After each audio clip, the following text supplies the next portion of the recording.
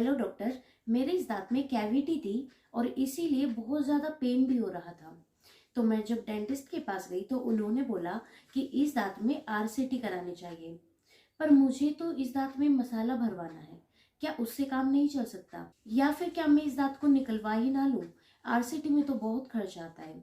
अब मुझे नहीं पता कि मुझे क्या करना चाहिए, तो आप ही बताओ कि अब मुझे क्या करना चाहिए, कि मुझे मसाला भरवाना चाहिए या फिर दांत निकलवा लूं या फिर आरसीटी ही करानी पड़ेगी। अगर आप सबका भी यही सवाल है तो आप सही चैनल पे हैं। Hello everyone, welcome to all of you on my YouTube channel. My name is doctor Shweta Sharma और आज के इस वीडियो में हम यही डिस्कस करेंगे कि अगर दांत में कैविटी हो जाती है और बहुत ज्यादा पेन है तो क्या उसमें मसाला भरा जा सकता है या आरसीटी हो सकती है या फिर दांत निकलवा सकते हैं, और उन सभी ट्रीटमेंट्स की क्या क्या कॉस्ट रहेगी, इन सभी के बारे में।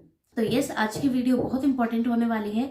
But before starting the video, अगर आप चैनल पे नए हैं तो नीचे सब्सक्राइब करके बेल आइकन जरूर प्रेस कर दे ताकि आने वाली हर नई वीडियो की अपडेट आपको मिलती रहे। तो चलिए वीडियो स्टार्ट करते हैं। तो फर्स्ट द थिंग इज कि जब भी दांतों में कैविटी होती है उसको हम एक एक्सरे के माध्यम से ये पता करते हैं कि वो कितनी डीप है, कितनी अंदर तक चली गई है। फॉर एग्जाम्पल, यहाँ पे आपको एक दांत की फोटो दिखाई जाएगी।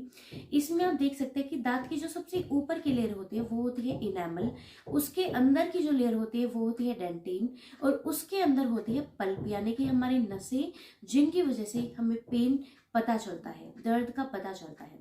ऑलराइट, अगर कैविटी सुपरफिशियल है यानी कि इनेमल तक है, ऊपर तक है, तो उसमें कुछ भी आपको पता नहीं चलता है, ना आपको सेंसिटिविटी होती है, ना आपको ठंडा गर्म लगता है, ना आपको दर्द होता है। अगर बहुत ही थोड़ी सी है तो आप रीमिनरलाइज यानी कि दोबारा से उसे ठीक कर सकते हैं।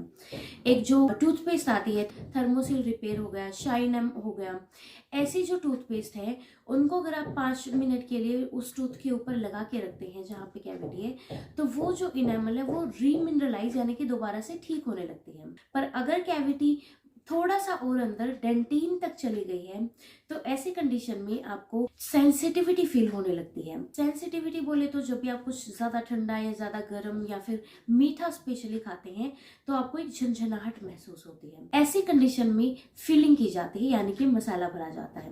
अब वो भी दो तरह का होता है।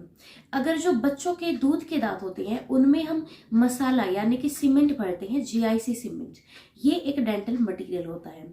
उसके अलावा जो परमानेंट दांत होते हैं, जो अडल्ट्स के टीथ होते हैं, उनमें हम स्पेशली लेजर वाली फिलिंग करते हैं जो एक परमानेंट इलाज होती है और दांतों के कलर की ही होती है।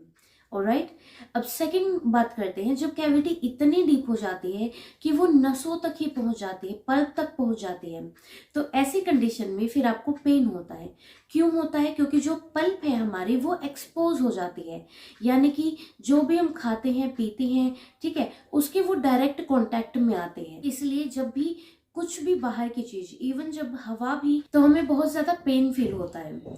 ऐसे कंडीशन में अगर हम इसी के ऊपर मसाला भर देंगे तो नीचे जो भी इन्फेक्शन है उसको बाहर निकलने के लिए कोई भी रास्ता नहीं बचेगा।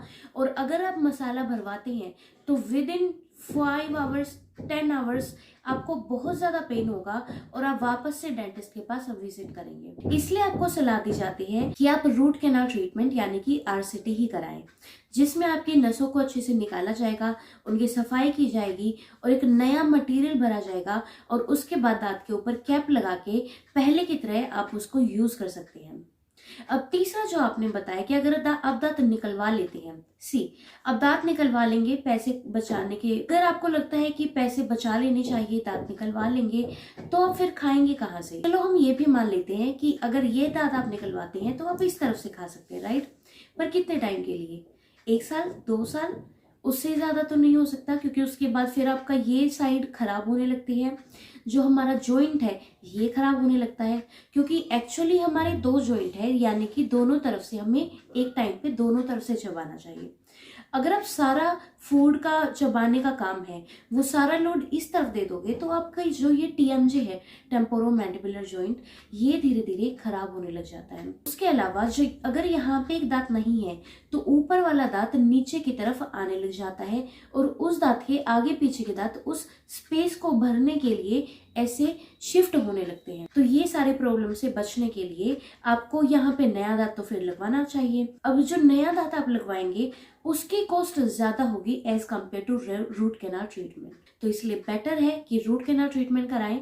और इनके कॉस्ट की अगर हम बात करते हैं तो रूट कैनाल ट्रीटमेंट में जनरली 2000 के आसपास लगते हैं, और उसके ऊपर जो कैप लगाए जाते हैं उसका भी 2000, 3000, 4000 डिफरेंट टाइप्स की कैप्स आती हैं, जो डिफरेंट मटेरियल और डिफरेंट उनकी बनाने की टेक्निक होती है, उस पे बेसिस होती है। और हाँ, जो भी लोग सोचते हैं कि रूट कैनाल ट्रीटमेंट में तो बहुत दर्द होता है, तो ऐसा कुछ भी नहीं होता है। रूट कैनाल ट्रीटमेंट से पहले आपको एक इंजेक्शन दिया जाता है जिससे आपका ये पूरा एरिया सुन्न हो जाता है और आपको पूरे प्रोसीजर के दौरान कोई भी पेन नहीं होता है। इन केस अगर आपको कोई कहता है कि मुझे तो बहुत हुआ था, तो वो डिपेंड करता है कि किसी पेशेंट को इन्फेक्शन कितना है।